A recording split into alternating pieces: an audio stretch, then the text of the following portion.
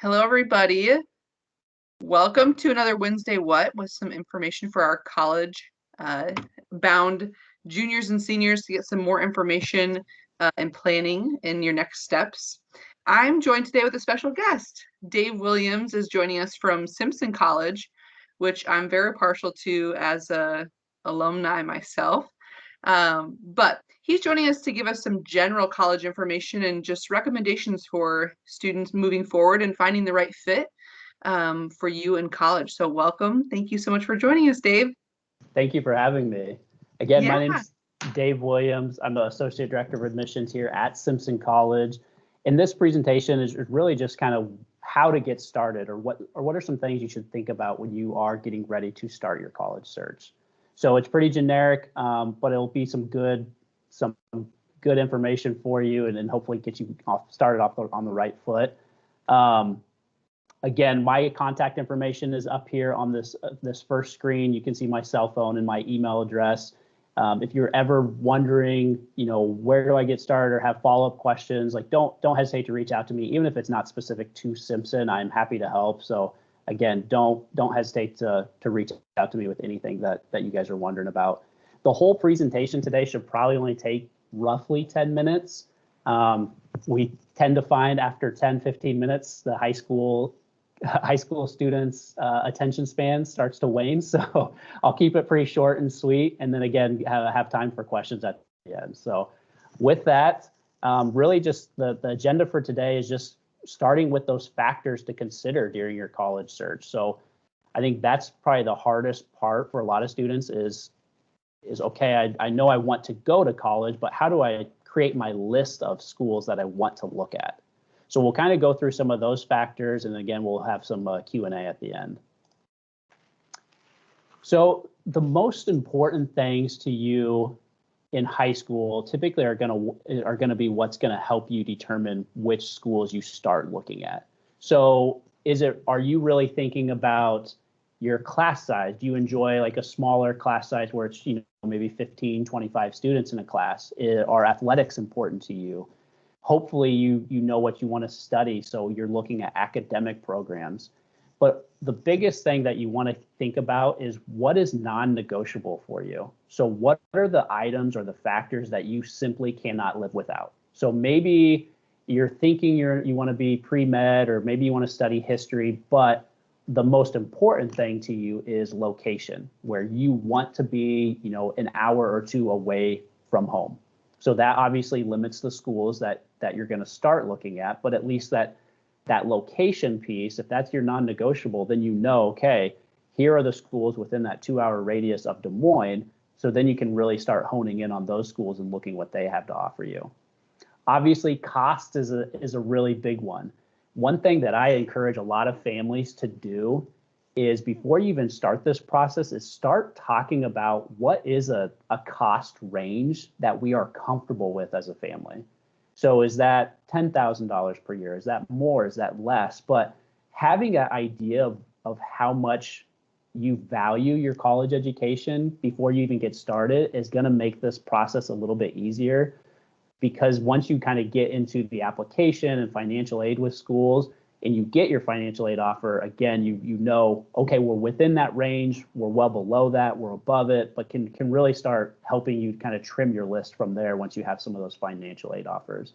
So again, thinking about those important factors, that is probably the most important thing to do when it comes to starting your college search, is maybe list the 2 or 3 things that you absolutely have to have when it comes to making your college decision.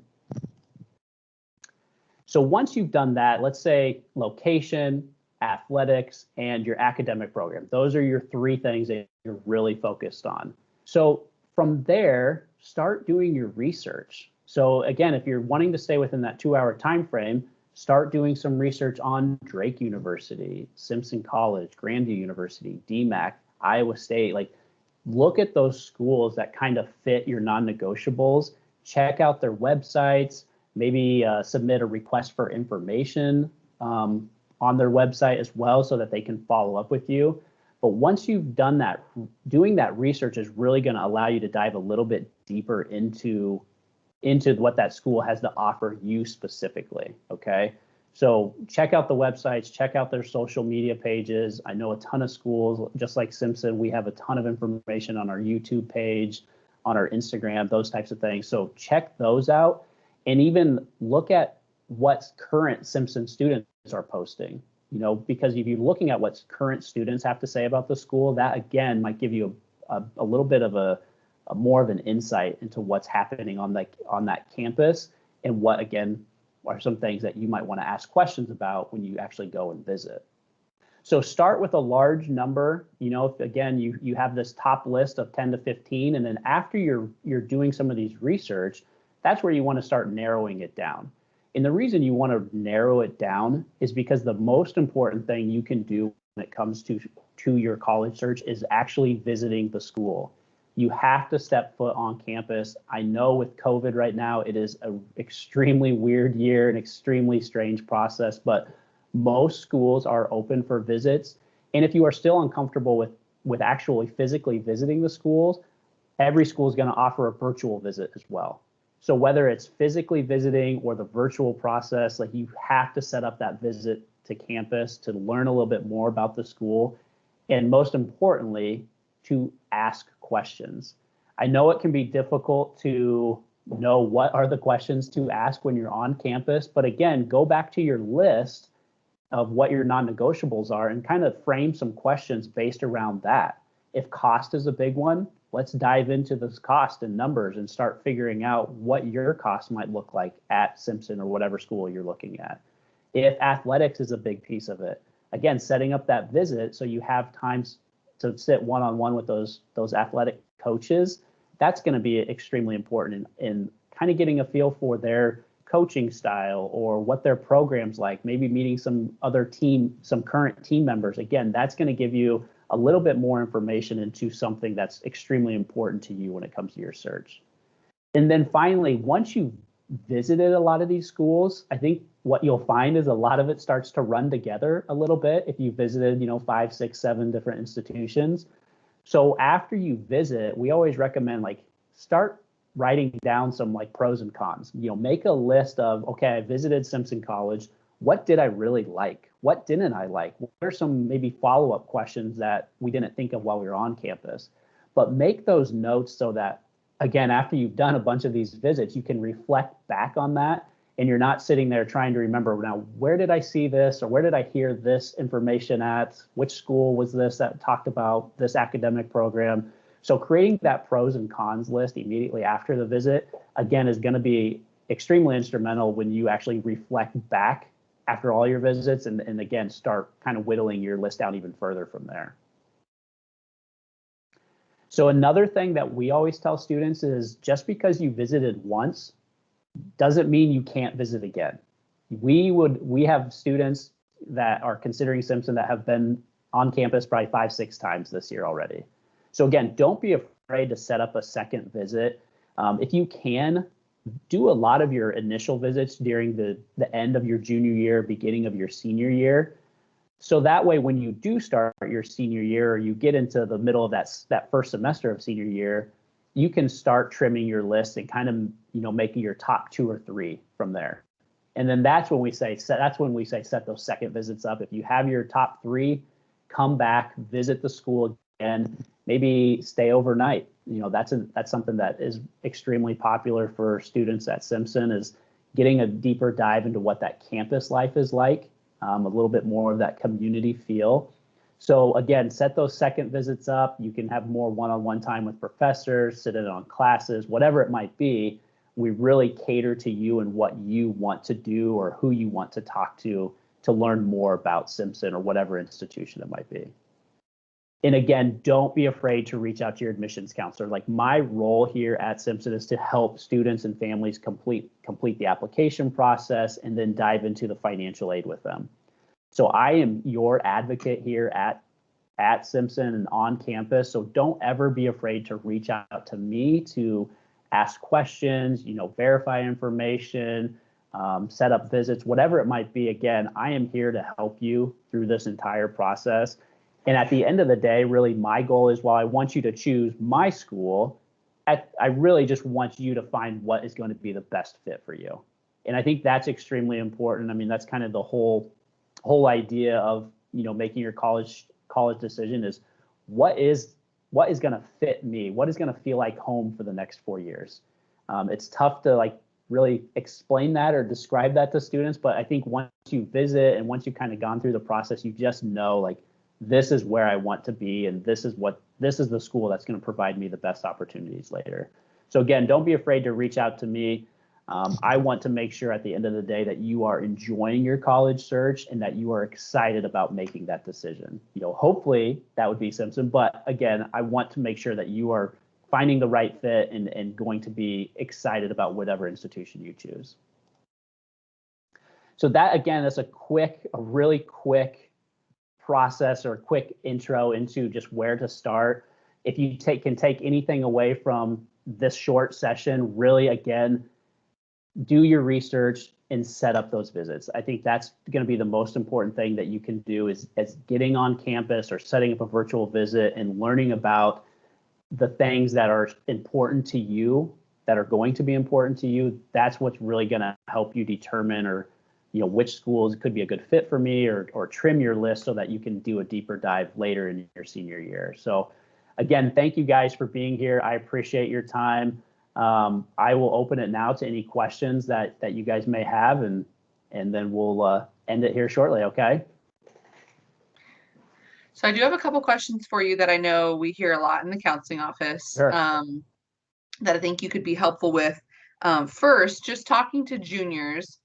Here we are, the end of February, beginning of March. What would be their next steps of like how soon should they be diving into this process of searching for a school, and when can they actually start applying to schools in general? Sure. So as far as when to start the process, I would say now. I mean, as again, we've really pushed juniors to start that visiting schools at the end of their junior year. Again, because if you're visiting, 7 to 10 schools during your junior year, that allows you to enter your senior year with maybe a top 3 or 4 list, so that you can really focus your applications, scholarships, whatever it might be, on those institutions versus trying to do that for an extremely long or big list of schools. Because your senior year is just going to be crazy. It's going to be just a different feel. So you just don't want to spend all of your free time filling out applications, going on second visits. Like that's not something you want to do. So again, do as much of that as you can your junior year so that you can enter your senior year knowing my college destination is going to be one of these 3 institutions. It can, again, really hone in and focus on those schools instead of just spending all that extra time looking at all those other schools, all those other options out there. As far as the application process, Simpson's application opens up immediately after you finish your junior year. Now that's something you want to check with each school you are looking at, because everyone's on a little bit of a different timeline. But again, usually at some point during the summer before your senior year, that's when the application will open for most schools, especially here in Iowa. So you can actually get your application in and get a jump on that whole process before you even start your senior year, before you're even stepping foot on campus for your first day of class. So if you are interested, definitely reach out to the school or the counselor and figure out when does their app open, and then get a jump on that application, because if that's something you can have done before you enter your senior year, that just puts you in a better spot again. And so one thing that's going on for our juniors right now is they're taking the ACT. Mm-hmm. We offer the ACT at Des Moines Public Schools in March. So they've taken that. A lot of students, that's their first time taking like a college entrance exam. And some of our juniors are not taking it, but maybe you'll take it later. One thing that's happened in our COVID world is a lot of schools have become test optional because the exams have been harder to sign up for, get a space for, and have access to. So is there any insight? I've seen some schools say that they'll be test optional again next year. Have you seen any trends of will that continue? And then my follow-up question to that would be, if it is test optional, is there any way that not providing a test score hurts you in the application process or in scholarship process, or is it a non-factor if you're test optional? Yeah, so as far as the trend, I think you absolutely are correct that we're going to have a trend of there's going to be fewer and fewer institutions across the country that are going to require an ACT or SAT test score. Simpson College, for instance, we were test optional already before COVID hit, and my guess is that that will continue going forward. And again, I think a lot of other schools are going to be jumping on board with that as well. So that's something that you definitely want to consider. I don't think it's bad to take the test at least once just to kind of have a good feel for where you're at and what your score might look like. Because again, some schools, there are benefits in having a test score still, whether that's additional scholarship money, consideration for a specific scholarship program. But I think what I'm saying is you really just need to talk to each school to understand how they're going to look at your test score, if it's required, and then how that test score may factor into financial aid. So at Simpson, when it comes to financial aid, all we're focused on is what your GPA is. That is the one thing that's going to determine what your academic scholarship is. Now, in addition to that, we do have another way that if you happen to submit your test score, maybe that test score bumps you into the next category for additional scholarship money. So again, that's something that you just need to talk to the counselor and talk to each school to really get a good feel for how they are going to look at your test score and what the benefit might be to sending a test score in. In regards to Simpson, though, if you don't send a test score in, there's really no drawbacks to that. Again, we're really looking at your GPA, and that GPA is what's going to determine your academic scholarship. Very good to know. Yeah, that's definitely new times, right, to go through. But I know counselors at Roosevelt and across our district are always encouraging students to talk to their admissions counselor at a specific institution, just to get that information, because every school is a little bit different. Even though we are seeing some trends of a lot of schools, reaching out and trying to be more understanding during such difficult times. So we certainly appreciate all that you guys are doing to help support all of our students through that. One other question that came up to me when you were talking was, how many schools should students be applying to? I know that that's a pretty broad question, but we have some students who think, will say, like, I have my one school, I know I want to go there, I'm just going to apply to the one. Or we have students that are applying to 20 plus schools just to get their name out there. Right. Or what would your recommendation be? Yeah, so I think what we typically say is go out and visit, 5 to 10 schools. And then when it comes to actually applying, 3 to 5 to us is a pretty normal amount. Like you may have 2 or 3, dream schools, or if, money's not a factor or whatever, everything works out. These might be the 2 institutions you really want to do or really want to attend. And then maybe some fallback institutions, so whether that's a state school, a private school, community college, whatever it might be, just kind of have different levels of interest in those schools, but give yourself some options. But again, like 3 to 5 to us is a normal amount to apply to, because anything more than that, like you're selling yourself and you're selling each of those schools a little bit short, in our opinion. Like you're not able to devote as much time and energy learning about each of those schools and really getting a feel for how that school could benefit you in the future. Yeah, absolutely. Right now, I know it's financial aid season at colleges. We've said that we'll send out messages to our juniors and seniors, especially our seniors right now, trying to help them understand award letters and what that all means. Can you just briefly summarize, what does financial aid season mean? And what part of that process, how does that link in with coming to visit you now and getting an idea of costs? What does financial season mean, financial aid season? Sure. So for students, once you've actually been admitted to Simpson, and then for most students, if you send in your FAFSA, we're going to mail out your what is called a financial aid offer. So that shows you all the scholarships and grants you're being offered, the student loans you're being offered, and what your bottom line cost would be to attend Simpson. For us, that typically starts mid-December. So that's when our offers actually go out. And then once you have that, we typically, as admissions counselors, try to schedule times to meet on campus, maybe set up a Zoom or a phone call and go through your financial aid offer piece by piece so that you really get the opportunity to understand where is this money coming from? What are the fine print with these grant scholarships, with these loans, and really have the opportunity to ask questions, because financial aid can be confusing and there's no way around it. Like it's just not the easiest of processes. So again, we really want to make sure that when you guys make that decision or when you are attending Simpson, that you know exactly what your cost is going to be and that there's not going to be any surprises when it comes to what you have to pay or what the loan amount might be or the interest rates. We've gone over all of that information already, and you feel 100% like you know what you're getting into financially, and then can really, enter that school with the peace of mind, knowing like having all that stuff already taken care of. So that's kind of the financial aid process for us, and we'll work with families, essentially from the time our offers go out all the way through the summer until that first day of class.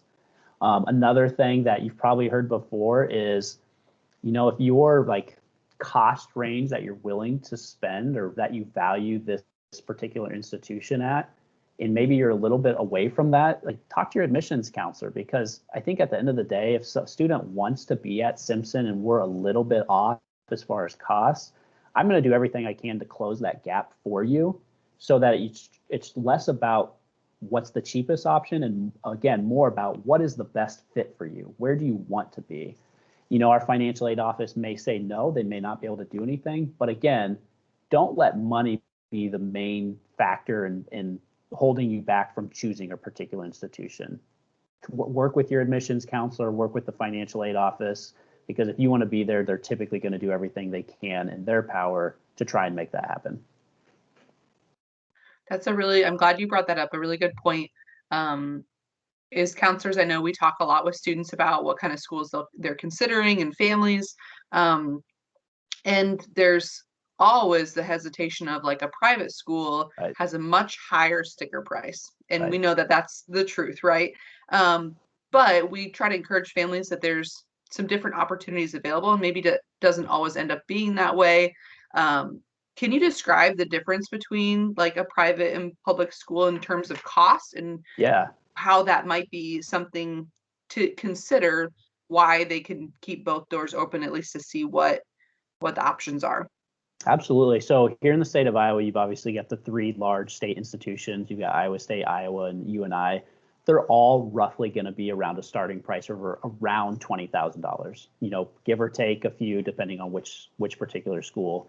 Whereas the private schools in Iowa are all going to be maybe 45 to 55,000 as far as a starting price. So on paper, obviously, that's a huge discrepancy. Now, the one thing that a lot of families don't understand is most of those private schools, for every admitted student, you're going to receive an academic scholarship. Whereas at the state schools, the academic scholarships are just fewer and far between. So there's just not as much academic money that gets offered.